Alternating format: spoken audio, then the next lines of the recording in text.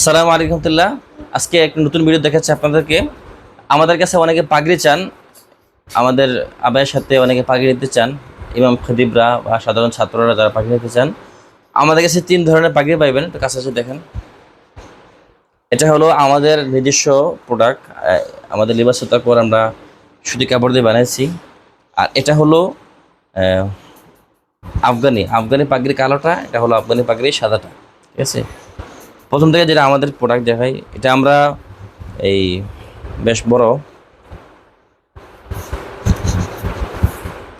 সুতি কাপড় আমরা কিনে আমরা 6 হাত 6.5 হাত করে কম বেশি করে বানাইছি। এটা কাপড়টা দেখেন, কাপড়টা বেশ সফট, উন্নত মানের দেশি কাপড়ের, বেশ উন্নত মানের সুতি কাপড়। অনেকে একদম স্রেফ সুতি যায়, একদম সাদা, কোনো কাজ থাকবে না। তো এটা ওনাদেরকে লক্ষ্য করে আমরা বানাই, এটা তৈরি করছি আর কি। পরে দেখা এটা পাগে তেমন করে পড়তে পারি না, জাস্ট আপনাদের দেখানোর উদ্দেশ্য আর কি।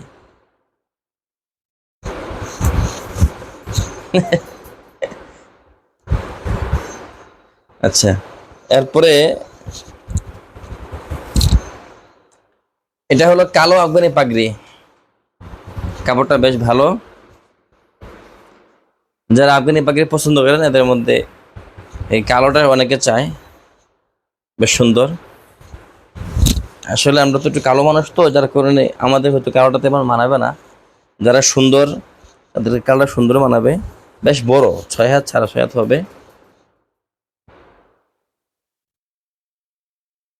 আফগানি মূল্যদের মতো আমরা বানতে পারি না, কিন্তু চেষ্টা করতেছি।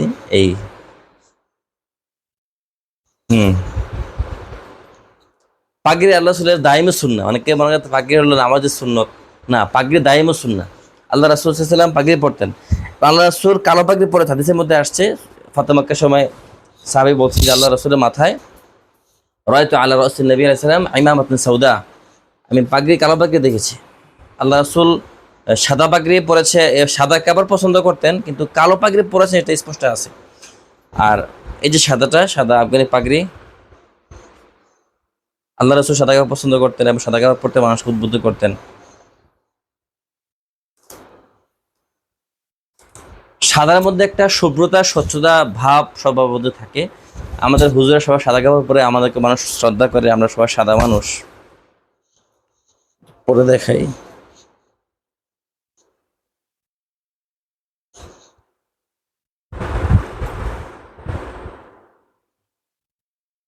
হুম